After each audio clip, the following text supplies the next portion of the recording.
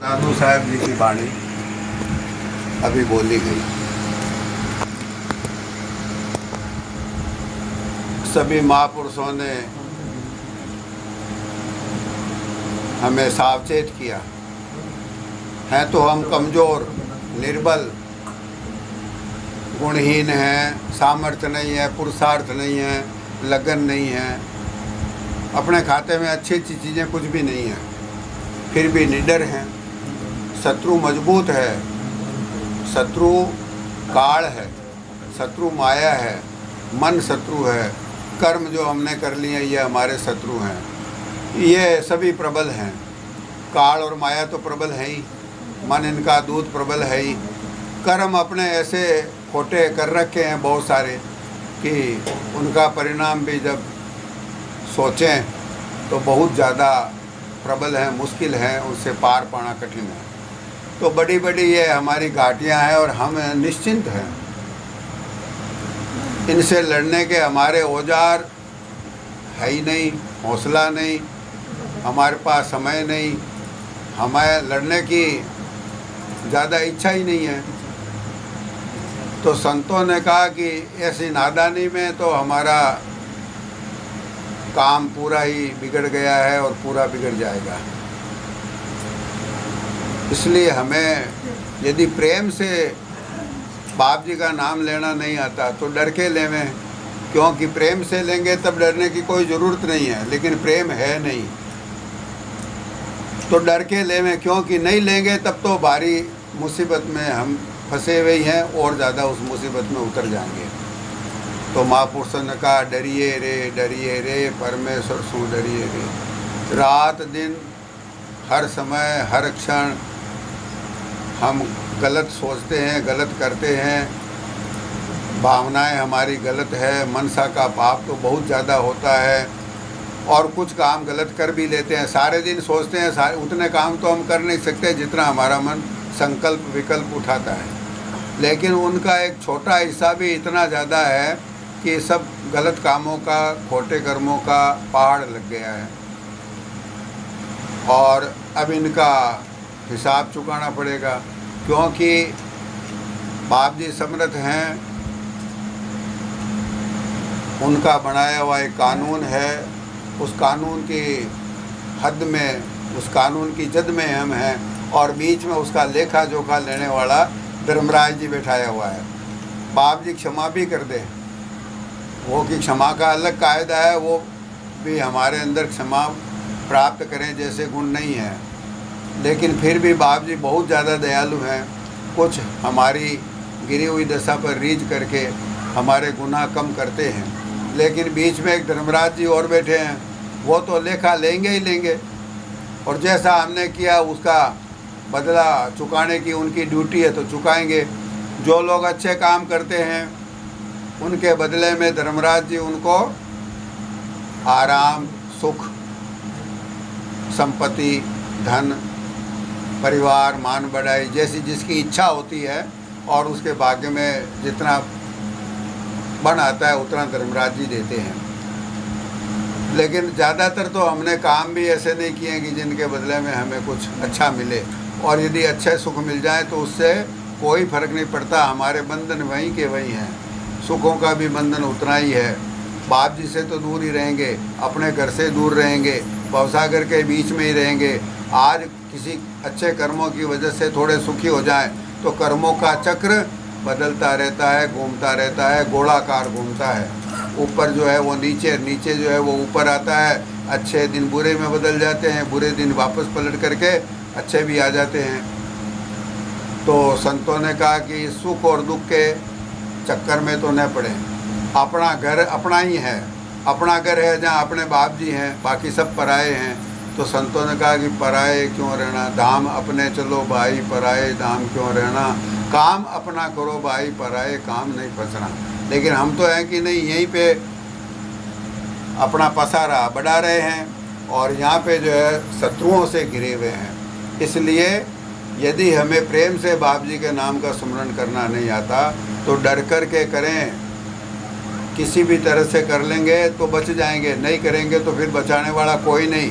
जो मैंने निवेदन किया कि धर्मराज जी बीच में बैठे हैं वो हमारा हर काम का लेखा ले रहे हैं। लेखा यानी हिसाब रखते हैं, फिर हिसाब का भुगतान करते हैं, वसूलते भी हैं। तो लेखा लेवे बरी बरी देवे, ताते बुरा न कीजिए रे। इसलिए बुरे काम से तो पूरा ही बचना है।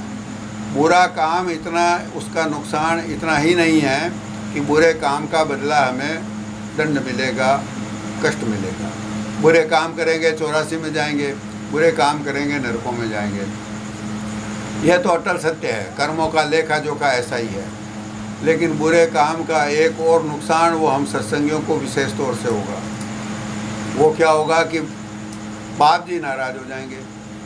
अब बाप जी तो सब जगत के ही हैं, हमारे भी हैं, पूरे जगत के भी हैं। लेकिन अपना एक नया रिश्ता अपन ने जोड़ लिया स्वामी और सेवक का। जो बिछड़ा हुआ स्वामी था वो मिल गया आकर के संतों के रूप में, गुरुदेव के रूप में, तो उनसे एक ताज़ा रिश्ता जुड़ गया। जो पुराना था वो नया हो गया। अब उस नए रिश्ते के अनुसार उन्होंने हमारे पुराने सारे गुनाह क्षमा करके, हमारी जितनी लापरवाहियाँ हैं, बेअदबियाँ हैं, अवज्ञा है, जो गुनाह हमने किए हैं, जो बाप जी से दूर हो जाने वाले काम किए हैं, उन सब को बाप जी भूल करके अपनी शरण में हमें ले लिए। और इस उम्मीद में कि अब ये सुधर जाएगा, इसका भला हो जाएगा, अब तकलीफ़ क्यों पाएगा, ये अब सत्संग में आ गया है। फिर भी हम वही काम करेंगे तो एक नया नुकसान अपने को ये और होगा कि बाप जी निराश होंगे। हमारी तरफ से जो बाप जी ने आशा कि भाई ये शायद सुधर जाए सत्संग में आके, वो निराश होंगे, वो आशा टूटेगी, बाप जी प्रसन्न नहीं होंगे। तो ये और भी बड़ा नुकसान हो जाएगा। जिनके भरोसे तो अब जगत में अपनी जो है ना ये खोटी चवन्नी भी चला लेते हैं, किसका है, भी सतगुरु जी का है, तो गलत काम करते हैं तो उलाहना उन पे जाता है। और अच्छा काम करेंगे तो बाप जी की अच्छा भी लगेगा दुनिया में। तो अब उनका कहला करके वैसे के वैसे गलत काम करें, ज़्यादा करने लग जाएं तो बाप जी को निराशा होगी। तो ये एक और दोष हमारे मत्थे पड़ने वाला है, क्योंकि हमने अब तक अच्छा वाला काम किया नहीं। तो संतों ने कहा कि इसलिए बुरा तो बिल्कुल न करें। बुरा करने पर इल्ज़ाम अपने गुरुदेव पर आता है। पहले जगत में कोई बुरा करता है तो वो अपने आपे पर है, तो उसके ऊपर इल्ज़ाम आएगा कि ये गलत काम करता है, ये दुष्ट है, ये पाप स्वभाव का है, कुटिल है।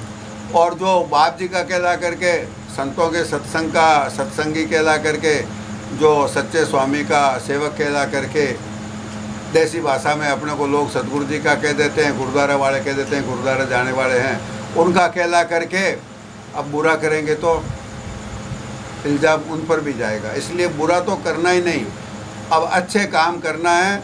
और यदि मन उसमें सहयोग नहीं देते हैं तो मन को वास्तविक जो डर है उसको समझाएं। सत्संग में भी समझ सकता है, बाप जी की दया से भी समझ में आती है, और अपनी कोशिश होती है तो दया विशेष होती है। इसलिए अपन भी कोशिश करें, बाप जी भी दया करेंगे, और सत्संग से जो समझौती मिलती है उसको काम में लेवें, बुरा बिल्कुल न करें। संतों ने कहा फिर क्या करना है, जगत में रहेंगे तो कुछ न कुछ तो करना ही पड़ेगा।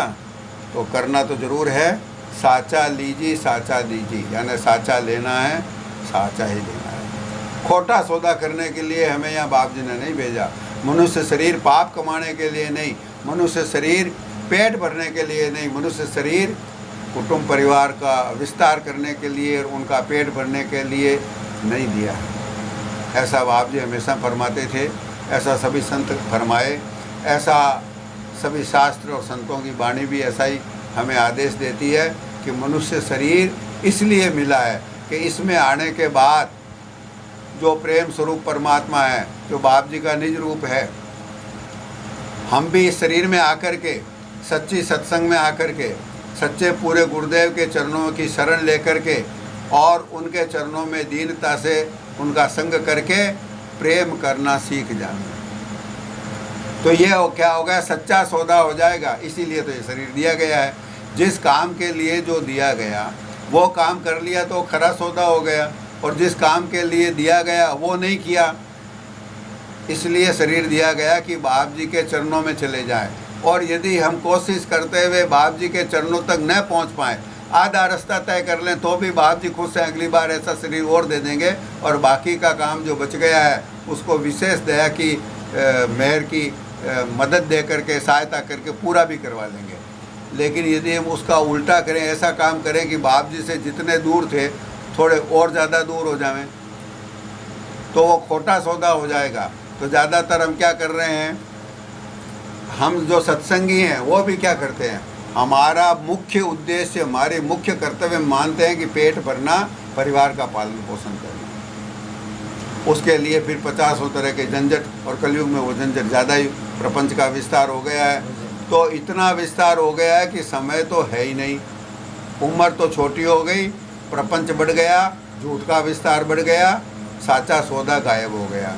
लेकिन हम दुनिया की भेड़ चाल पे चलेंगे तो दुनिया नरकों में जाती है, हमें भी जाना पड़ेगा। फिर सच्चे संतों की शरण में आने का जो लाभ होना चाहिए था वो नहीं होगा। इसे संतों ने कहा, साचा लीजिए साचा दीजिए, साचा सौदा कीजिए रे, साचा राखी झूठा ना की, विष ना पीजिए रे। बात बहुत गंभीर है, सरलता में समझना चाहें तो ऐसा है, महापुरुषों ने कहा साचे को रखना है और झूठे को फेंक देना है। ये मारवाड़ी शब्द है। दादू साहब यहाँ नज़दीक में अपने विराजे थे, यानी कि आप प्रकट तो हुए थे अहमदाबाद यानी गुजरात में, और अपनी मौज से यहाँ पधार गए थे सांबर, फिर नरेना। तो मारवाड़ी भाषा आपके वाणी वचनों में आती है। ये नाकी शब्द यानी फेंक देना, गिरा देना, इसको कहते हैं नाक दिया। तो संतों ने कहा कि साचा राखी झूठा नाखी। यहाँ सौदा करने के लिए हम आए हैं, बाजार लगा हुआ है जिसमें झूठ की दुकानें भी है और सच की दुकानें भी है। सच की दुकान कौन सी है? सच की दुकान बाप जी वाली है।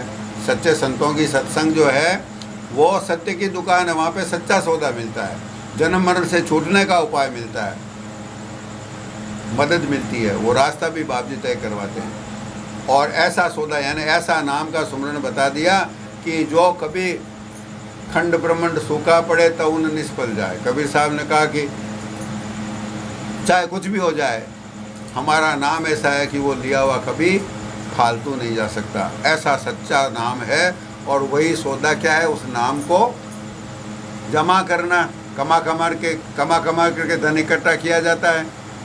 जो कोई व्यवसाय करते हैं, सौदा करते हैं तो मुनाफे के लिए करते हैं।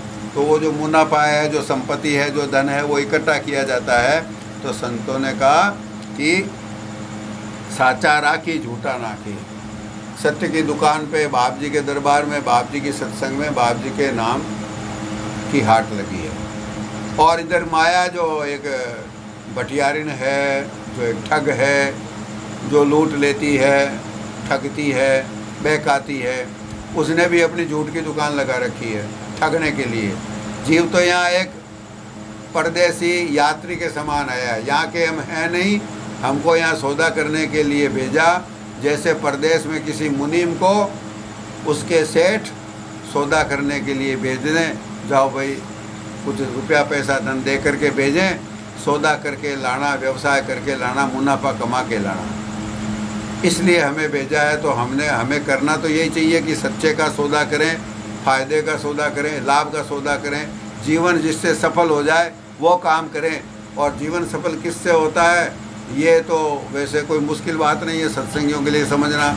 लेकिन यदि न समझ पाए तो इतनी सी बात है समझने लायक, जिस काम से बाप जी खुश हों वो काम सच्चा, और जो काम बाप जी को खुश करने वाला नहीं है वो झूठा। राजी जासे राम काम सोई कीजिए। पलटू साहब ने फरमाया कि वही काम हमें करना है कि जिसमें हमारे बाप जी, हमारे स्वामी, वो परमात्मा, वो सच्चा मालिक खुश हो जाए। वही सच्चा सौदा है। तो साचा राखी झूठा ना की, विष ना पीजे रे। दादू साहब फरमाते हैं, भैया जहर क्यों पीते हो, बार बार मरना और जन्मना पड़ेगा। सूरत जीवात्मा अमर है, अमृत पुत्र है, मर नहीं सकती। फिर भी जहर खाएंगे तो बार बार शरीर तो मरेगा, जन्म मरण में तो पड़े रहेंगे। 84 का आटा तो नहीं निकलेगा, वो तो चक्कर ज़्यादा ही तेज़ हो जाएगा, नरकों में सताए जाएंगे। इसी को मरना कहते हैं। तो संतों ने कहा कि ऐसा जहर न पिएं। पहले से कौन सा कम जहर पिया हुआ हमारे, अब और यहाँ आकर के पुराने जहर के असर को उतारने के लिए तो बाप जी की सत्संग है, जहाँ पे हम हमारे मन के ऊपर चढ़े हुए जहरीले असर को धो सकते हैं। हमारे अंदर काम, क्रोध, लोभ, मोह, अहंकार भरा हुआ है, और इन बड़े विकारों के साथ इनके छोटे विकार बहुत सारे हैं। तो इस सब के असर को धोने का तो ये मुकाम है बाप जी की सत्संग। हम इसलिए जगत में आए और बाप जी ने बड़ी दया करी उस मालिक ने कि हमें सच्चे संतों की सत्संग में ला कर के हमारा मेल मिला दिया। सच्चे पूर्ण संत सद्गुरु के दरबार में हम जैसों का कहाँ वहाँ प्रवेश हो सकता है, लेकिन बाप जी ने दया करी, मालिक ने दया करी, तो वो ऐसा दुर्लभ संयोग बन गया। जो मुश्किल था वो सरल हो गया। अब यहाँ आकर के हम वापस जहर पीने का काम न करें, बल्कि अमृत पिए। अमृत जहाँ भरा हुआ है उस जगह पे जाकर के भी कोई जहर पिए और फिर तकलीफ़ पावे तो उसको बदनसीब कहेंगे इसके भाग फूट गए हैं। तो दरअसल में अपन अगर गंभीरता से विचार करें, कोई जागृत आत्मा हो, या हमें भी बाप जी दया करके ऐसी जागृति दें, हम रात को उठ करके सोचें कि दुनिया के सारे जीव मरने खपने के लिए वास्तव में पैदा हुए हैं। क्यों? कि उनको सच्चे संतों की सत्संग नहीं मिली, सच्चे नाम का भेद नहीं मिला। सच्चे मालिक ने उन पर कृपा करी, मनुष्य शरीर दिया, लेकिन ऐसी पूर्ण कृपा नहीं करी कि वो काल और माया के फंदे से छूट जावे, ऐसी सत्संग मिल जावे। हमें वो मिल गई, और यदि इस जीवन के बाद में हमें भी 84 में जाना पड़ जाए, नरक में जाना पड़ जाए, इस आवागमन में ही पड़े रहें, हाथ में आए हुए इस पारस को हम गंवा दें, फेंक दें, तो सोचो हम कितने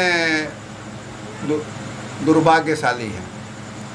जैसी भाषा में कहेंगे हमारा तो भाग्य ही फूट गया।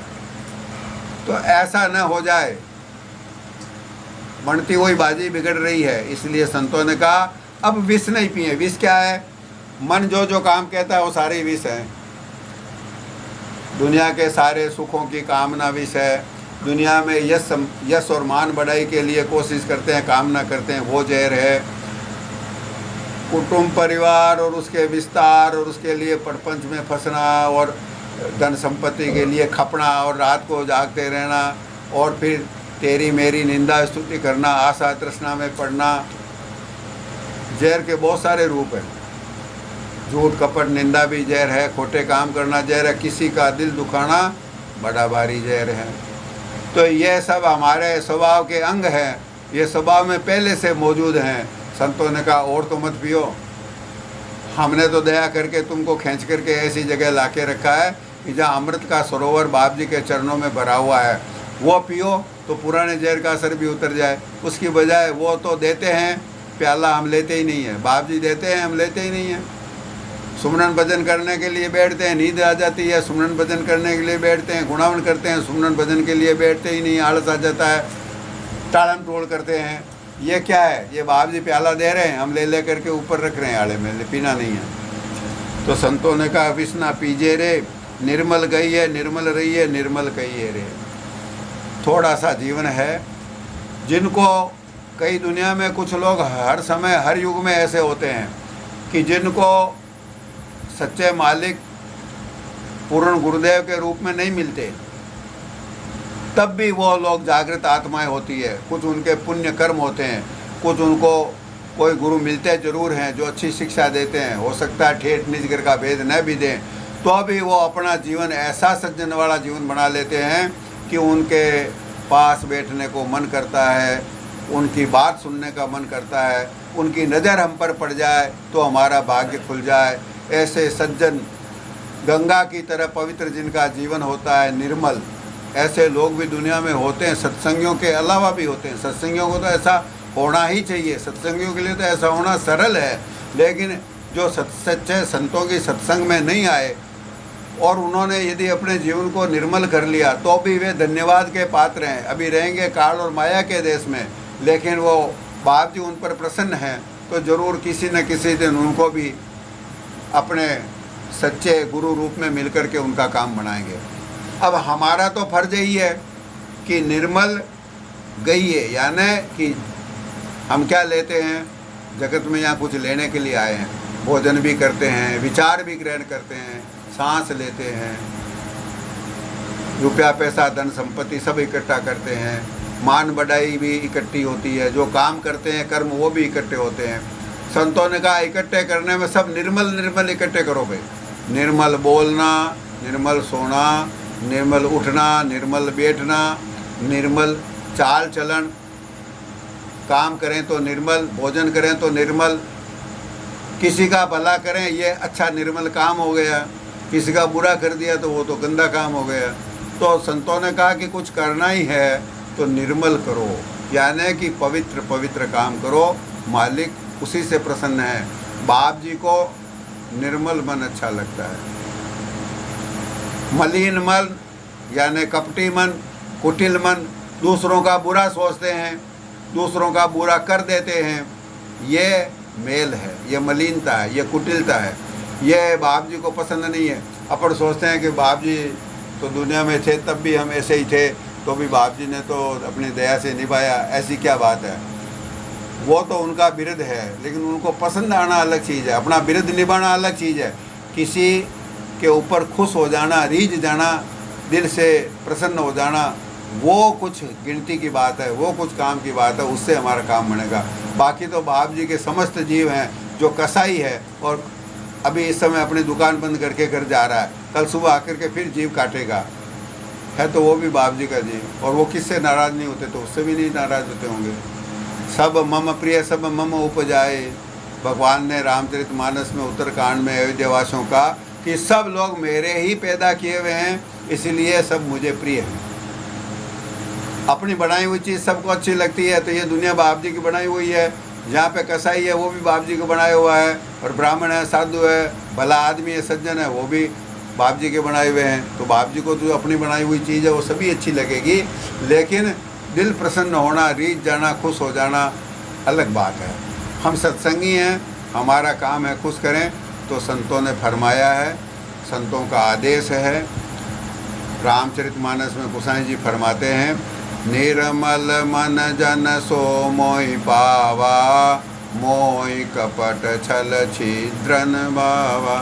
जो दास मेरे, दास तो वो हैं जो निर्मल मन वाले हैं, निर्मल मन जन, जन यानी सेवक, हमारे वो सेवक जो निर्मल मन वाले हैं वो हमें अच्छे लगते हैं। मोहि कपट छल छिद्रन बावा, बाप जी के साथ रह करके झूठ, मान लो मेरे जैसा अभागा बोला हुआ है और बोलने में आ जाता है, आना तो नहीं चाहिए, तो वो अपनी दया से माफ़ कर देंगे, हमारी गलतियों को नहीं देखेंगे, कुछ सज़ा देंगे तो भी कम कर देंगे, लेकिन उनको खुशी तो नहीं होगी। मैं उनको दिल में कैसे अच्छा लगूंगा यदि मैं निर्मल मन नहीं हूँ तो। इसलिए हमारे मन को निर्मल करें, तो निर्मल तो ग्रहण करना है और निर्मल रहना है। निर्मल रहने का मतलब बाहर से साफ सुथरा रहें, ये कोई निर्मलता का कोई बड़ा नमूना नहीं है। बाहर से तो साफ सुथरा रहना ही चाहिए, सभ्य लोग जैसे रहते हैं वैसे रहना ही चाहिए। सोच यानी पवित्रता, कैसी, अंतर की और बाहर की दोनों। अंतर की पवित्रता, अंतर का सोच क्या है, मन को पवित्र करना, सबके लिए भले की कामना करें, सबके लिए भला या उपकार या उसके हित का काम करें, किसी के दुख तकलीफ कम हो वैसा काम करें, दीन दुखी बीमार अनाथ निर्बल असहाय कमज़ोर इनकी मदद करें, सत्य के पक्ष में रहें, कुटुंब परिवार जातिवाद के पक्ष में नहीं रह के। अब क्या करें, एक काम है जो हमारा जात बिरादरी का आदमी है, वो निकट का आदमी है, उससे बोलचाल के संबंध है, वो करता है तो उसको विरोध कैसे करें, वो नाराज़ हो जाएगा। अरे वो तो जात बिरादरी का या कुटुंब परिवार का रिश्ता अभी बना है, 2 4 10 20 साल 25 साल 30 साल 50 साल हमारी उम्र हुई है तब का है, उसके पहले वो भी नहीं था, अब भी नहीं थे, आगे भी नहीं रहेगा। बाप जी से रिश्ता हमेशा का है, बाप जी से रिश्ता सत्य का है, बाप जी सत्य स्वरूप है, सतगुरु सतगुरु सतगुरु स्वामी सत्य स्वरूप हैं सतगुरु स्वामी। बाप जी को झूठ पसंद नहीं है, तो ये बाप जी से रिश्ते की परवाह नहीं करेंगे, जो हमेशा से है, पहले से था, आज भी है, आगे भी वही रहेगा, उनकी नाराज़गी का डर नहीं। तो निर्मल रहने का मतलब है कि बिल्कुल निर्मल, यानी कि मेलों के साथ में भी नहीं रहें, मेलों के साथ में रहेंगे। अब कई लोग कहते हैं कि भाई ये तो श्रेष्ठ लोग हैं, सत्संगी हैं, सचमुच में सत्संगी श्रेष्ठ है, अपने से बड़े हैं। जो भी सत्संगी है बाप जी का नाम लेता है, वो हमसे अच्छा है और हमारे लिए पूजनीय है। सचमुच में उनको नमस्कार है, क्योंकि उन्होंने इतनी बड़ी दुनिया में और इतने बड़े काल के जंजाल में से आकर के बाप जी के चरणों में आधीनता स्वीकार की है। पाठ करते हैं, गुरुद्वारे आते हैं, मत्था टेकते हैं, वो धन्य भाग है। लेकिन वो भी निर्मल होने की कोशिश में लगे हैं। यदि उनका मन निर्मल नहीं है और उनके आचरण में कोई मेल है, और जो कि हो ही जाता है, तो हमें उनके चरित्र में से अच्छा अच्छा लेना है, बुरा बुरा नहीं लेना है। इसलिए नहीं कि वो सत्संगी है, वो करेंगे जैसे तो हमें करना ही पड़ेगा, वो कहेंगे उसके लिए हमें चुप रहना ही पड़ेगा, वो गलत काम करते हैं तो हमें सहन करना ही पड़ेगा। नहीं, ऐसे करेंगे तो वो मेल ग्रहण करना हो जाएगा। मेल ग्रहण नहीं कर सकते। निर्मल गइए निर्मल रहिए, निर्मल कहिए रे, और निर्मल ही वाणी बोलनी है। क्यों किसी की निंदा करें, क्यों किसी की चुगली करें, क्यों किसी को कटु वचन बोलें। बहुत बड़ी ये तपस्या है मीठा बोलना, और मीठा बोलना, किसी के गुण देखना, निंदा नहीं करना। निंदा को तो शास्त्रकारों ने, कवियों ने, एक काव्य के 6 रस होते हैं, ये 7वां रस माना है। मजाक में लोगों ने कहा कि इसके बगैर रह नहीं सकते ना अपन। कहीं निंदा होती है, 2 आदमी बैठे हैं और एक तीसरे आदमी की वहाँ बुराई करते हैं, वहाँ अपन जाए ना तो बड़ा रस आता है, और फिर खोद खोद के पूछते हैं, और मौका लगता है तो अपन उस बात को आगे और किसी से 5वें आदमी से कहते हैं, और बड़ा चढ़ा के और कह देते हैं, थोड़ी बात को ज़्यादा कर देते हैं। ऐसा क्यों? तो संतों ने कहा ऐसा नहीं, किसी का कहना, मुंह से बोलना ही निर्मल, ग्रहण निर्मल करना, आचरण निर्मल रहना, और वाणी भी निर्मल रहना। थोड़ा सा जीवन है, बाद में कौन याद रखेगा। मीठे बोलने वाले को तो कुछ दिन लोग याद रखते ही रखते हैं। इसलिए संतों ने कहा कि जब यहाँ थोड़े दिन के लिए रहना है जगत में, तो सच्चे सत्संगियों, सच्चे बाप जी के, सच्चे संतों के सच्चे दास बनकर के रहें। तो फिर जो है ना, मेल नहीं दिखना चाहिए। बाप जी सत्य स्वरूप हैं और हम झूठ स्वरूप हैं। झूठे ही लेना, झूठे ही देना, झूठे ही भोजन, झूठ चबेना, ये हमारे स्वभाव में है। ये कितने दिन निभेगा? बाप जी निभा रहे हैं अभी तो, लेकिन आखिर में झूठ और साथ का साथ नहीं निभता। कबीर साहब ने एक जगह फरमाया है कि सोने में टांका लग जाता है, यानी उसके अंदर झाड़ लग जाती है, कचीर में नहीं लगती। तो खरे बनेंगे तब बाप जी के साथ हमारा संबंध निभेगा, और यदि हम खरे बनने की कोशिश करेंगे तब तो बाप जी निभा लेंगे। हैं तो झूठे, लेकिन यदि सत्य के रास्ते पर चलने की कोशिश करते रहें तो बाप जी इतने दयालु हैं कि निभाएंगे। इसलिए कि चलो ये धीरे धीरे सुधर रहा है, कुछ इसकी मदद करें तो ये और सुधर जाएगा, इसका भला हो जाएगा। लेकिन यदि बिल्कुल कोशिश न करें, अपने झूठ और कपट को छिपाएं, और उस कपट में जो है ना नकली सत्यवादी बनने की कोशिश करें, वो बात फिर बाप जी के यहाँ कितने दिन चले। इसलिए निर्मल रहें, निर्मल ग्रहण करें, निर्मल बोलें, निर्मल लीजी निर्मल दीजी अनतन भइये रे। अब संतों ने कहा लेना भी निर्मल, देना भी निर्मल। निर्मल लेना, निर्मल देना क्या है? बड़ी व्याख्या हर तरह से की जा सकती है। कबीर साहब ने एक जगह फरमाया है, लेने को सतनाम है, देने को अन्नदान। ये निर्मल लेना, निर्मल देना। लेना क्या? जगत से क्या लेके जाएगा? कोई सोचे कि अच्छा काम करे जिससे लोग याद रखें, हमारे बड़ेरों का नाम हो जाए पुख्ता, दादाजी के नाम पे स्कूल बना दें गांव में। ये बहुत छोटा निर्मल है, ये कोई बड़ा निर्मल नहीं है। कितने दिन याद रहेगा? 2-4 पीढ़ी के बाद में सब भूल जाएंगे। जो बिल्डिंग बनाई है वो जुड़ जाएगी। पता नहीं हमारा वंश रहे आगे कितना चले कितना नहीं चले। उसमें आगे जा कर के कोई कपूत पैदा हो गया तो आज कितने ही बढ़िया काम कर लो, उनको कौन याद रखने वाला है? तो ये कोई बातें चलने वाली नहीं है। लेने को सतनाम है, देने को अनुदान, तरने को आधीनता, डूबन को अभिमान। ये कबीर साहब ने फरमाया है। तो निर्मल लेना क्या है? बाप जी का नाम लेना। और देना क्या? अपने पास तो देने को कुछ है नहीं, लेकिन देना अपना अपने बाप जी सबसे बड़े दाता हैं। वो मालिक इतना बड़ा दाता है, ऐसा बड़ा दाता है कि हमें जुगों जुगों से देता ही आ रहा है, सबको देता है। जो पाप करते हैं उनका भी वो मालिक पेट भरता, उनका गुनाह नहीं देखता। ऐसा वो दयालु, और देते देते कभी थकता नहीं। लेने वाला थक जाता है और देने वाला ऐसा दाता है कि आज तक कभी थका ही नहीं। देंदा दे लेंदे थक पाए, जुगां जुगांतर खाए खाए। नानक साहब ने कहा देने वाला ऐसा है जो देता जा रहा, लेने वाले थक गए, जुग जुग बीत गए, हमें उनका दिया हुआ खा रहे हैं। और आगे नानक साहब ने फरमाया कहते ले ले मुखर पाए। कितने ऐसे हैं हमारे जैसे, उन्हीं से लेते हैं, उसी मालिक का दिया हुआ जीवन, उसी मालिक का दिया हुआ भोजन, आज नहीं सदा सदा से, और ले करके मुकर जाते हैं, यानी इनकार कर देते हैं, क्या दिया आपने। एहसान फरामोश हो जाते हैं, कृतज्ञ बन जाते हैं। तो संतों ने कहा कि ऐसे भी हम हैं, लेकिन नहीं, देना चाहिए। अपने पास कुछ नहीं हो तो 2 रोटी मालिक ने दी, अपनी नहीं है, उसमें से किसी ज़रूरतमंद को आधी दे दें तब भी हमारा काम चलता है। तो अन्न दान से बड़ा कोई दान नहीं है। भूखे को रोटी देना और कुछ न दे सके तो जो भूख से व्याकुल है, भूख की पीड़ा वही जानता है जो भूख से ग्रस्त रहा हुआ है।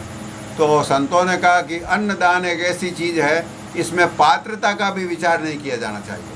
यानी कि बाकी किसी को दान देने में पात्रता की एक मर्यादा है। कुपात्र को दान दिया हुआ फलता नहीं है, नुकसान का काम हो जाएगा। लेकिन अन्न दान ऐसा है जिसमें पात्र कुपात्र नहीं देखा जाता। भूखे को अन्न देना हमारा भी कर्तव्य है। दुलंदास जी साहब ने फरमाया है, सतही में सत बाँटई, रोटी में ते टूक। अगली लाइन मुझे याद नहीं। माता साहब इसाखी को फरमाया करते थे कि सत्य में से सत्य बांटे, झूठ का तो नहीं, वो अलग है। वो तो है चारा पील पिपील को जो पहुँचावत रोज, दुल्हन ऐसे नाम की कीन चाहिए खोज। सतही में सत बाँटई, रोटी में से टूक। कहे कबीर दास को कभी न आवे चूक, कबीर साहब का है। तो पहले ये कहा कि निर्मल लेना, निर्मल ग्रहण करना, उसके पहले आया कि सत्य ही लेना सत्य ही देना। तो कमाई करनी है सच्चाई के साथ, ईमानदारी के साथ। उसमें से जो थोड़ा बहुत ही कमाया, उसमें से रोटी में से टुकड़ा तो दे सकते हैं ना। तो जो सच्चाई में से सच्चाई बांटता है, झूठ का तो लेना देना नहीं। सत्संगी झूठ आचरण कर नहीं सकता, झूठा कमा नहीं सकता, झूठा बोल नहीं सकता, झूठा किसी को आश्वासन देना भी उसके साथ धोखा करना हो जाएगा। आचरण में पूरा सत्य हो और सत्य की कमाई की हुई हो, और उसी में से भूखे को अगर थोड़ा सा दे दिया तो कहे कबीर दास को कभी न आवे चूक। उसको कभी चूक यानी कमी नहीं आएगी, क्योंकि मालिक तो देख रहा है। और हमारे इतिहास में तो बड़े उदाहरण हैं। रंती देव जी ने 49 दिन के भूखे थे, फिर भी जब चंडाल मांगने को आया तो उसको दे दिया। और एक नेवले की कथा है जो महाभारत में, महाभारत के बाद में जिसका उल्लेख आता है कि जब महाभारत का राजसूय, महाभारत के युद्ध के बाद में युधिष्ठिर ने जब राजसूय यज्ञ किया और उस यज्ञ में खजाना खोल दिया, कितने तो साधु महात्मा ब्राह्मण याचक सबको निमंत्रण देके बुलाया गया, सबको भोजन कराया, और जितना जिसने मांगा उतना उसको दे दिया। राजसूय यज्ञ में खजाने खाली हो जाते थे चक्रवर्ती सम्राटों के, ऐसा इतिहास कहता है, लेकिन किसी को इनकार नहीं करते। तो ऐसा शानदार यज्ञ हुआ तो जगत में खूब वाही वाही होने लगी कि ऐसा यज्ञ किसी ने नहीं किया, ऐसा यज्ञ आज तक किसी ने नहीं किया। इतनी दान दक्षिणा दी, इतने ब्राह्मणों को, याचकों को, भिखारियों को, साधुओं को सेवा करी दिया। तो यज्ञ की भूमि पर जहाँ पे यज्ञ हुआ था, हवन कुंड था, वहाँ पे आग बुझी हुई थी, राख थी, उसमें एक नेवला लोट पोट कर रहा था। उसने जब लोगों की यह बात सुनी तो उसने कहा, अरे तुम लोग नादान हो, इस यज्ञ की तारीफ कर रहे हो। ऐसा इस यज्ञ में क्या, ये तो कोई यज्ञ ही नहीं था एक तरह से। लोगों ने कहा, अरे नेवला तू क्या जानता है, कितने लोगों को अभी यहाँ तो कुछ दिन पहले कैसी भीड़ थी, इतने लोगों को भोजन कराया, इतने लोगों को दान दक्षिणा दिया, ब्राह्मणों की सेवा करी, साधुओं की सेवा करी, भले आदमियों की सेवा करी, मांगने वालों को दिया। ऐसा आज तक तो पढ़ने सुनने में नहीं आया। और तू कहता है कि यह क्या यज्ञ था, ये तो कोई यज्ञ ही नहीं था, इसको यज्ञ की गिनती में नहीं गिन सकते, तू क्या जानता है। तो नेवले ने कहा, अच्छा देखो मेरे शरीर को देखो, मेरा आधा शरीर सोने के जैसा चमकीला सुनहला है और आधा शरीर नेवले का वो काला कलूटा बाकी है। यह कैसे है? यह इसलिए हुआ कि एक गांव में एक ब्राह्मणों का परिवार रहता था और उस परिवार में एक तो परिवार का मुखिया गृहस्थ, एक उसके घरवाली, एक उसका लड़का और शायद लड़के की बहू यानी पतोहू, 4 प्राणी थे। और उस क्षेत्र में अकाल पड़ गया, भारी दुर्भिक्ष पड़ गया। ब्राह्मण देवता मांगने जावे तो उनको भीख नहीं मिले, तो रोज़ रोज़ मांगने जावे भीख नहीं मिले, उनको शर्म आती थी भीख मांगने में। शिलोच्च वृत्ति से अपना गुजारा करते थे। शिलोच्च वृत्ति क्या होती है कि जैसे अभी खेती उगी है, ये लाटा निकाल लिया जाएगा, बाद में जो अन्न के दाने बिखरे रह जाते हैं उनको कोई भी ज़मीन पे गिरे हुए को उठावे तो उसमें तो कोई चोरी होती नहीं। तो ऐसा कुछ लोग पुराने समय में शिलोच्च वृत्ति से, यानी जहाँ गेहूँ की खेती करी, चावल की करी, बाजरे की करी, खेती समेटने के बाद में बिखरे हुए दानों को इकट्ठा करके अपना गुजारा करना, किसी से मांगना नहीं। तो शिलोच्च वृत्ति से गुजारा करते थे। बरसात ही नहीं हुई कई 2-3 साल से, तो ज़मीन पर गिरे हुए दाने कहाँ से मिलेंगे। तो ब्राह्मण देवता भूखे थे। अब बेचारे कई दिन हो गए पानी पी पी करके, गंगा जल पी के गुजारा करते हैं, भोजन को कुछ नहीं मिला। एक दिन कहीं से 5-7 दिन के बाद में वो ब्राह्मण देवता कहीं बाहर गए। अब कमज़ोर हो गए सब लोग, वो धीमे धीमे लकड़ी टेकते टेकते गए तो किसी ने देखा कि ये ब्राह्मण देवता हैं और लगता है कि भूखे प्यासे हैं। उनको कुछ आटा दे दिया।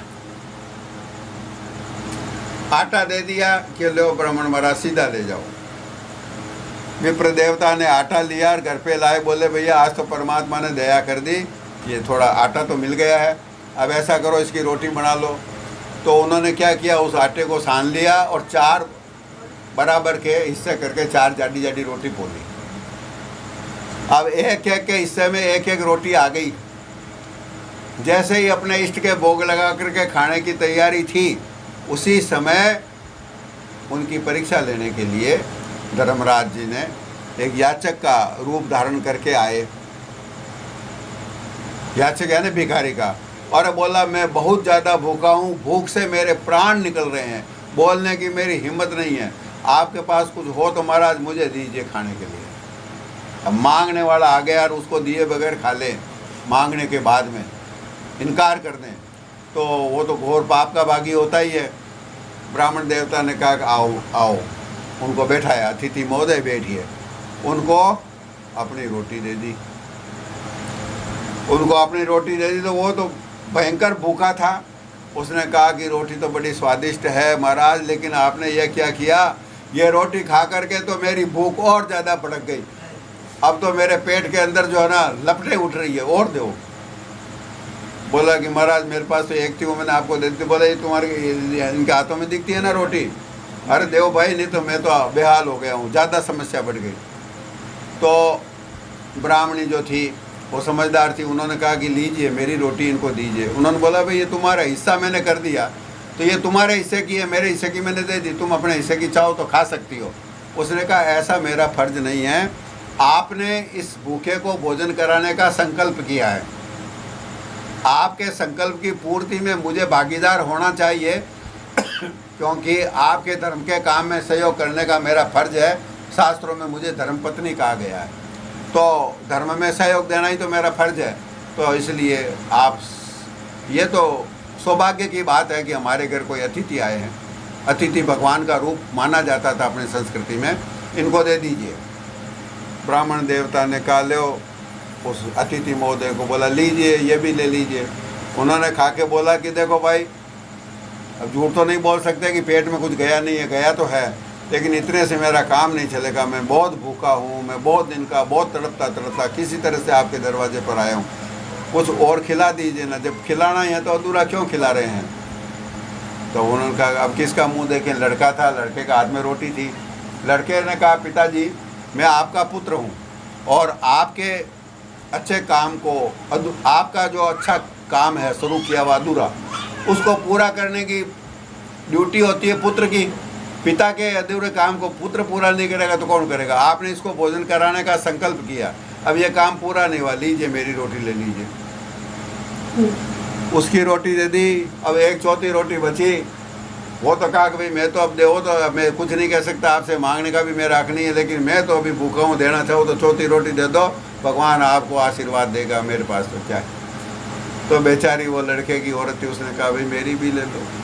चलो चारों रोटी उसको खिला दी। ब्राह्मण देवता खुश होकर के आशीर्वाद दे करके चले गए और उस रात भूख से उन चारों की मृत्यु हो गई। बहुत दिन के भूखे थे, चारों मरे बेचारे। उस नेवले ने कहा कि जहाँ पे ये रोटियां बनाई गई थी, मुझे उस जगह पर दूसरे दिन जाने का मौका मिला। वहाँ आटे के कुछ कण बिखरे हुए थे, वहाँ पे मैं जो घूमा फिरा और वो आटे के कण मेरे शरीर में लगे, उससे ये मेरा शरीर सोने का हो गया है, आधा सोने का हो गया। तब से मैं पूरी दुनिया में घूम रहा हूँ कि वैसा यज्ञ कहीं और हुआ हो तो मैं जाऊं जिससे मेरा पूरा शरीर सोने का हो जाए। और इस यज्ञ की मैंने बहुत तारीफ सुनी और इसलिए मैं यहाँ पे आया हुआ हूँ। लेकिन भैया ये देखो, या तो मैं इस यज्ञ के कुंड में इस राख में लोट-पोट कर लिया, शरीर ज़्यादा ही काला हो गया, पहले चमकीला था, ऊपर राख और लग गई, ये तो कोई यज्ञ ही नहीं है। इसलिए यदि किसी के भूखे की भूख मिटाने के चक्कर में प्राण भी चले जाएं तो महापुरुषों ने कहा कि जीवन व्यर्थ नहीं गया। ये एक बहुत बड़ी बात है, मालिक को खुश करने वाली। इसलिए सतही में सत बांटे ही रोटी में सेठो, अन्नदान बहुत बड़ी चीज़ है। तो संतों ने कहा कि निर्मल लीजिए निर्मल दीजिए, अन्नत न बइये रे, यानी इससे हटना नहीं, इस रास्ते से। ये हमारे जीवन का ध्येय, हमारे जीवन की शैली हो जाना चाहिए। सा पठाया बणिजन आया जिन डेकावे रे। अब हमें इस दुनिया में बाप जी ने भेजा, मालिक ने मनुष्य शरीर दे करके कुछ सौदा करने के लिए, यानी कि ये हाट है, बाज़ार लगा हुआ है, इस बाज़ार के अंदर हमें यहाँ पे कुछ कमाने के लिए भेजा है। कमाना क्या है?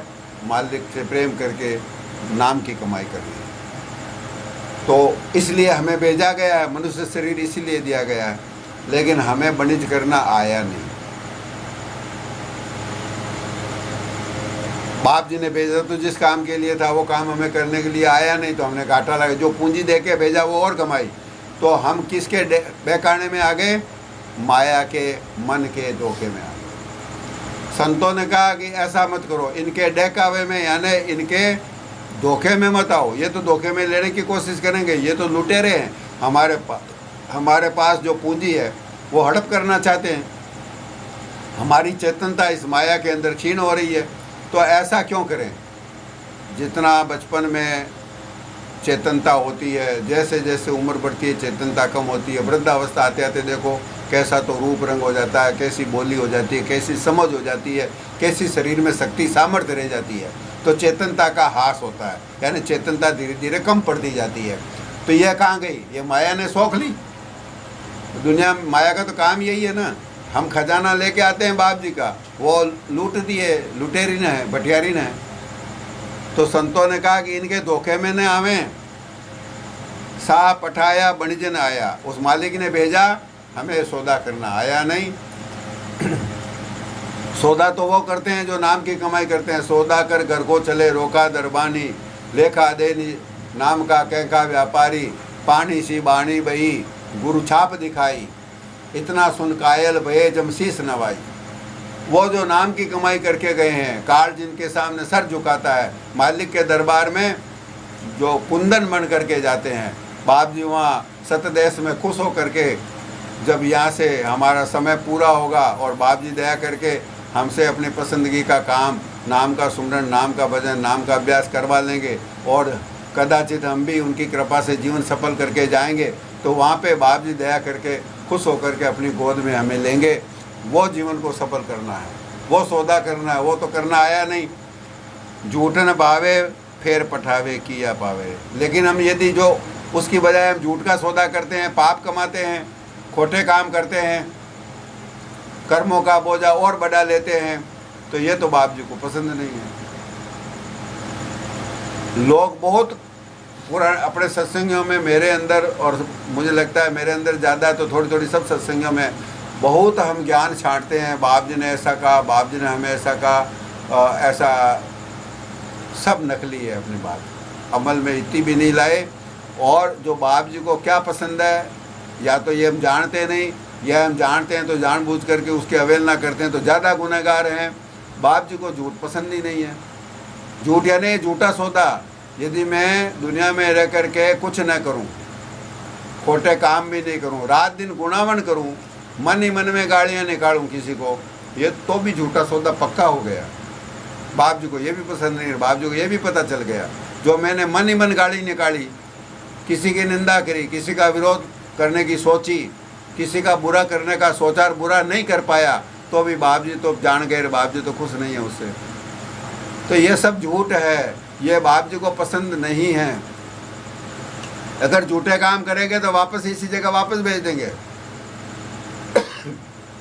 इनका इंसान के शरीर में नहीं आए तो जानवर के शरीर में, 84 की जोड़ियों में कहीं पे भी भेज दिए जाएंगे। झूठन भावे फेर पठावे, वापस यही भेज देंगे। वो बीच में बैठे हैं ना धर्मराज जी, वो वहीं से लौटा देंगे, आगे नंबर नहीं आएगा।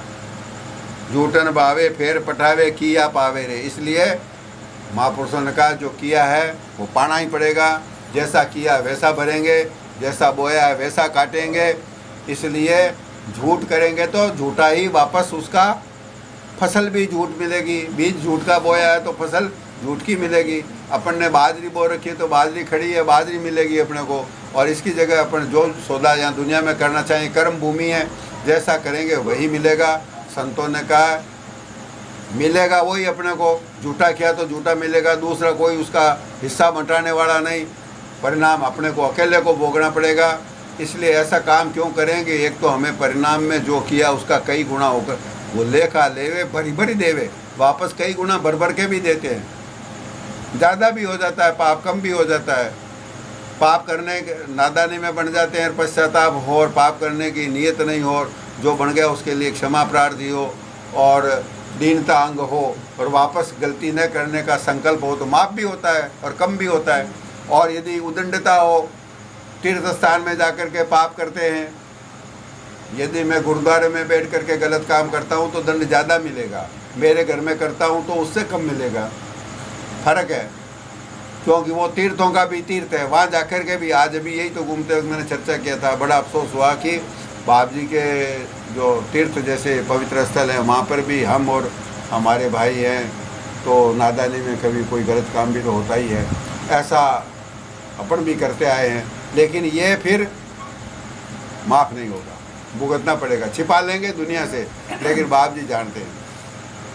किया पावे रे पंथ दुहेला जाई अकेला बारन लीजिए रे। संतों ने कहा आगे रास्ता बहुत कठिन है, यहाँ तो बहुत आराम है, यहाँ के रास्ते तो देखे बाड़े हैं, लेकिन आगे पता नहीं रास्ता कैसा है, कैसी स्थिति में हमें जाना पड़ेगा। घसीटते हुए भी ले जाए जा सकते हैं। जाने के पहले कैसी बुरी दशा हो जाती है तो आगे का अनुमान लग जाता है कि कैसी बुरी दशा आगे होने वाली होगी। जाने के पहले कई कई महीने तक खाट में बिस्तर में सड़ना पड़ता है।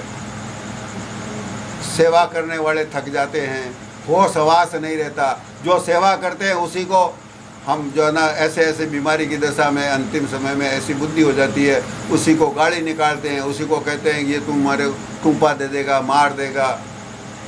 डरने लग जाते हैं। जो सेवा करता है उससे डरने लग जाते हैं। और वो तो बेचारा सेवा कर रहा है, उसकी कोई दोष नहीं, लेकिन जो डरता है वो क्यों डर रहा है? उसके खोटे कर्म सामने खड़े होकर के चित्र के समान उसको दिखता है कि सेवा करने वाला गिलास लाया पानी पिलाने के लिए, पानी पी ले गला सूख रहा है। अपन सोचते हैं सेवा करने वाले ऐसे कह देते हैं, सेवा करवाने वाले ये मेरे को जहर तो नहीं दे रहा है, और कहते हैं ये मेरे को जेर दे देगा। ऐसी दशा जब जीते जी हो जाती है मरने के पहले, तो आगे का तो हाल बहुत ख़राब होने वाला है।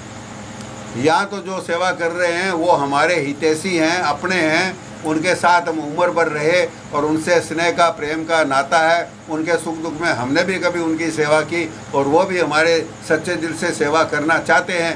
उनको तो हमें महसूस होता है कि ये जेर दे रहा है, तो सोचो को जमदूत तो किसी के सगे नहीं है, क्या दशा होने वाली होगी। तो संतों ने कहा पंथ दुहेला, बहुत कठिन पंथ आगे का रास्ता है, पता नहीं कैसे जाएंगे, कहाँ ले जाके गिराए जाएंगे और कैसा कैसा हमारे साथ कठोर व्यवहार होगा। जलाए जाएंगे, काटे जाएंगे, बींधे जाएंगे, चीरे जाएंगे, पता नहीं क्या होगा। तो पंथ दुहेला जाए अकेला, अकेला जाना पड़ेगा। इसलिए और तो क्या कर सकते हैं, सिर पर भार न ले। कर्जा और चढ़ा लिया तो फिर उस कर्जे को माफ़ तो कोई करने वाला है नहीं, आगे वापस यहाँ चुकता कर्जा करने के लिए आना ही पड़ेगा। इसलिए कई परमार्थी ऐसे होते हैं, अपने बहुत बड़े सत्संगी थे और बाबा जी साहब उनकी तारीफ़ करते थे, बाद में माता जी साहब भी उनकी तारीफ़ करते थे, वो थे आसी भाई जी। क्योंकि अब दुनिया में नहीं है तो उनका नाम ले सकते हैं, और क्योंकि उनसे अपने को प्रेरणा लेनी है। कभी किसी का तकलीफ़ में गुजारा करते थे, उनको तकलीफ़ में गुजारा करने की ज़रूरत नहीं थी, उनकी तितिक्षा थी, सादगी थी, अपने ऊपर खर्चा नहीं करना चाहते थे, सादगी से, गरीबी से गुजरान करते थे। 2 पैसे बचते थे वो सेवा में लगाते थे। सिर पर भार नहीं लिया, किसी का कुछ भी लेने की नीयत नहीं थी। उनको कोई कहे कि ये फलानी जगह, ये मान लो कि आजकल कई तरह की स्कीमें भी चलती है, लोक कल्याण की स्कीमें सरकार भी चलाती है, समाज सेवी भी चलाते हैं, और कोई नहीं चलाते तो अपन हड़प भी लेते हैं। वो तो सोचते थे कि हमारा फ़र्ज है हम दूसरे की सेवा करें, सेवा करावें क्यों। वो सीखने लायक बात थी। सिर पे भार नहीं लेना, क्योंकि यहाँ का लिया हुआ भार यहाँ चुकाना ही पड़ेगा। हाँ, यदि हम सुपात्र हैं, नियम कायदे के अंदर हमारा हक बनता है और वास्तव में मजबूरी है, तो नियम कायदे इसलिए बने हुए उसके अंदर लिया जा सकता है। लेकिन यदि नियम कायदे के अंतर्गत हम चोरी या झूठ कपट करके अपन सुपात्र नहीं हैं और उसके पात्र नकली तौर पे बन के उसका लाभ उठाना चाहें, उससे अच्छा है कि कम में गुजारा कर लें। क्योंकि भार चढ़ता है, सामूहिक समाज का भार समष्टि कर्मों के अंतर्गत आता है, और व्यक्तिगत तौर पे किसी का कर्जा चढ़ गया, वो व्यक्तिगत लेन देन हो गया, व्यक्तिगत कर्ज हो गया। तो समष्टि कर्म और व्यक्तिगत कर्म दोनों को ही चुकाना पड़ता है, क्यों भार लेके जावें। हो सके तो किसी को दें। बाकी अगर हाल नियम ऐसा, मर्यादा ये भी नहीं है कि आदमी भूखा मरे। यदि आदमी तकलीफ़ में अपना है तो अपने जो हितैषी हैं, सहृदय लोग हैं, जो हमसे प्रेम रखने वाले हैं, उनका भी, और सरकार और समाज से भी जो सुविधा मिलती है उसका भी लेने का हक है। लेकिन यदि तकलीफ़ में गुजारा होता है, वहाँ तक न लेना पड़े तो नहीं लेना चाहिए, तकलीफ़ में गुजारा कर लेना चाहिए। क्योंकि आखिर तो वही, एक दिन पहले भी मैंने निवेदन किया था कि एक महापुरुषों ने कहा है, राम सने संतों ने फरमाया है कि गिरस्तियाँ का टुकड़ा 9 अंगुल दांत, भजन करे तो उबरे नहीं तो काटे आँख। तो ये उन्होंने अपने को डराने के लिए नहीं कहा, उन्होंने खुद पालन किया इसका। कबीर साहब स्वयं मालिक थे, कपड़ा बन करके गुजारा करते थे। माता जी साहब स्वयं मालिक थे, दवा, बाम, च्यवनप्राश दवाएं, और इससे लोगों का भला भी हो जाता था, किसी को दीन दुखी बीमार को उसकी मदद भी हो जाती थी, और उसमें से जो बनता उससे अपना सादगी से गुजारा करते थे।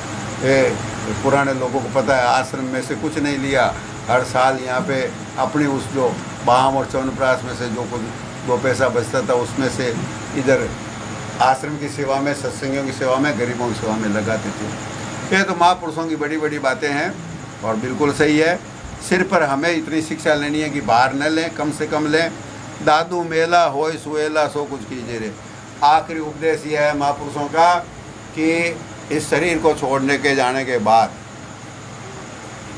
बाप जी के चरणों में पहुंच जाएं, बाप जी की गोद में पहुंच जाएं, बाप जी के दर्शन हो जाएं, ऐसा मेला हो जाए। जो बाप जी बिछुड़ गए हैं उनसे, ये जीवात्मा उनकी अंश है, जुगों जुगों से बिछड़ी हुई है, वापस सुहेला यानी सुंदर, सुहावना, सुखदायक मेल हो जाए। बाप जी के चरणों में बाप जी हमें ले जाएं, किसी तरह से उनके दरबार में हमें प्रवेश मिल जाए, सो ही कुछ कीजिए रे, सो कुछ कीजिए रे, वही काम करना हमारा फर्ज है, यही काम की बात है। इतने में तो कोशिश करें। और इसलिए शुरू में क्या कहा था, उस बात को वापस एक बार निवेदन करना चाहूँगा, डरिए रे परमेश्वर से डरिए रे। परमेश्वर से डरने की क्या ज़रूरत है? बाप जी तो दयालु हैं, कृपालु हैं, हम पर स्नेह करते हैं, डरने की ज़रूरत नहीं। बाप जी तो हमारी माँ है, माँ से तो कोई डरने की ज़रूरत नहीं होती, इसलिए माँ से डरने की ज़रूरत नहीं होती, तो माँ तो डराना भी नहीं चाहती, तब फिर डरने की ज़रूरत नहीं है। लेकिन माँ की सेवा करें, माँ की प्रसन्नता का काम करें, तब तो बहुत अच्छा है।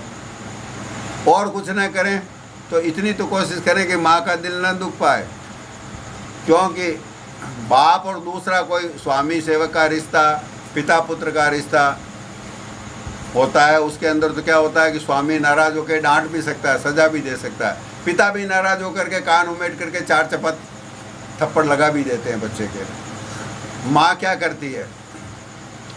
माँ का बहुत ज़्यादा स्नेह होता है, बहुत ज़्यादा स्नेह होता है, तो बच्चे से गलती होती है, बच्चा गलत काम करके आया, अब माँ तो ऐसी है कि उसको कुछ कह नहीं सकती, खुद ही रोने लग जाती है।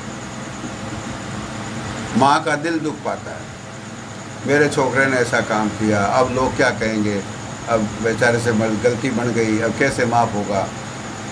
इस दुख से माँ की आंखों में आंसू आ जाते हैं, ये उसके प्रेम की पराकाष्ठा है। तो माँ का दिल ऐसा होता है, जगत की माँ का।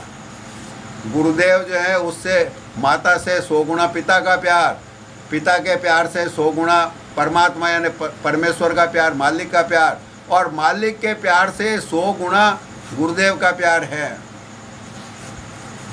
तो कितना दिल दुख पाता है जब अपन गलती करते हैं। इसलिए गलती करने में जो हमें सज़ा मिलेगी, यह कोई बहुत बड़ी बात नहीं है विचार करने की। सज़ा तो आगे भी नरकों में बहुत कुछ भोग के आए हैं, और क्यों मिले सज़ा, न मिले जैसा काम करना ही चाहिए। उससे बड़ी ज़्यादा चिंताजनक, उससे ज़्यादा हमें ख्याल रखने वाली बात यह है कि जब हम गलती करेंगे तो हमारी माँ का दिल दुख पाएगा। इस बात से डरें। तो ये डर तो प्रेम के बराबर ही है, ये तो प्रेम का ही दूसरा रूप है कि भाई कोई ऐसा काम नहीं करें। और मैंने अपने जीवन में ऐसा गुनाह किया है कि जिसकी वजह से बाप जी की आंखों में आंसू आए, माता जी साथ आए, तो अब क्या करें, माफ़ी मांग सकते हैं उनसे। उनके चरणों में प्रार्थना है कि बाकी के जीवन में दया करें और हमसे कोई ऐसा काम न बने, हमें ऐसे कामों से बचाएं कि जिससे आपका दिल दुख पाए, और ऐसा काम हमसे करवा लें जिससे आपको प्रसन्नता हो। और बेटा कहीं अच्छा काम करके आता है, तब देखो माँ का कैसा खून बढ़ जाता है, हीमोग्लोबिन अपने आप ऊंचा आ जाता है। क्यों? कि उसके पुत्र ने अच्छा काम किया। लोग कहते हैं ज़्यादा कंट्रोल में रहो, ज़्यादा उछलने की जरूरत नहीं है, छोकरा बदमाश है, एक दिन अच्छा काम कर लिया तो क्या हुआ, नहीं, वो तो फूलती है क्योंकि उसका बेटा है। तो अपने बाप जी भी ऐसा ही स्नेह करने वाले हैं, थोड़ा सा भी अच्छा काम कोई कोशिश करेंगे तो वही तो दया करके पूरा करवाएंगे और वही खुश हो जाएंगे। उन्होंने पूरा करवाया, खुश होने की तो बात फिर भी माँ तो माँ ही है, वो तो खुशी होगी। तो बाप जी के चरणों में यही प्रार्थना है कि ऐसे ऐसे काम हमें कराएं कि जिससे दादू मेला होए सुहेला, कि आपसे जगत में आप पधारे, शुरू में हम आपके ही थे, यहाँ आकर के आपने वापस परिचय वापस स्थापित किया, हमें भेज दिया कि भाई हम आपके हैं, नहीं तो हम तो अपने आप को दूसरों का मानते थे। तो अब हम आपके हो गए, अब वापस बिछुड़ गए हैं, हमारे खोटी करनी से, हमारे दुर्भाग्य से, हमने आपकी बेकदरी करी, उसकी वजह से आज के समय में अंतर में बाप जी साथ हैं, बाहर तो दूर हैं। तो वापस दादू मेला होए सुहेला, वापस वो सुहावना, वो सुंदर, वो सुखकारक वो मेल हो जाए, बाप जी के चरणों में पहुंच जाए, बाप जी दया करके अपनी गोद में ले लें। इसी प्रार्थना के साथ कहें दास सग राम राम ने भूलों की कर, कहें दास सग राम राम ने भूलों की कर, भूल्या बूंदी बने माजणों जावे बिखर, भूल्या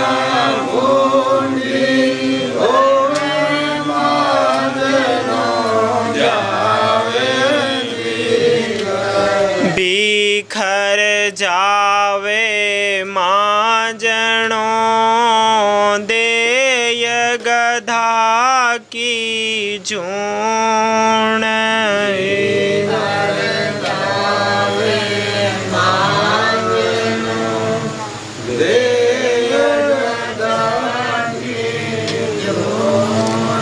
मोरा पड़सी टाकिया ऊपर लदसी लूण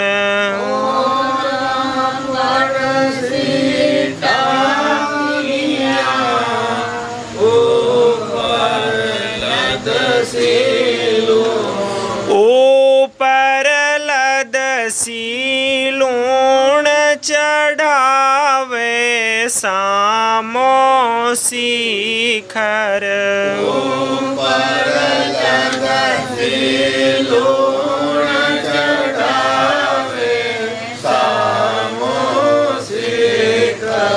कहें दास सगराम राम ने भूलों की कर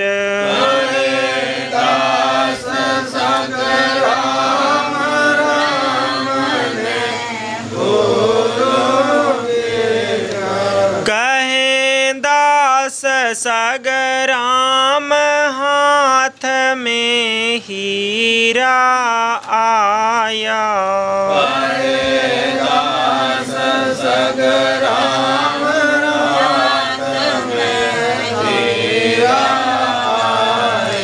हीरा आया हाथ घाल गोफण में भाया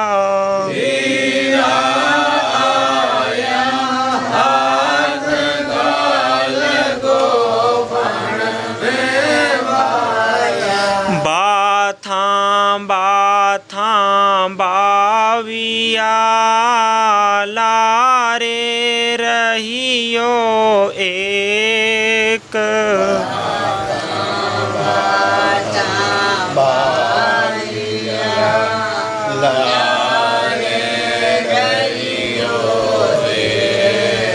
समझ पड़ी जद गेल्या ने तो रोयो माथो टेक समझ पड़ी जद गेल्या ने तो रोयो माथो टेक रोयो माथो टेक श्याम घना गमाया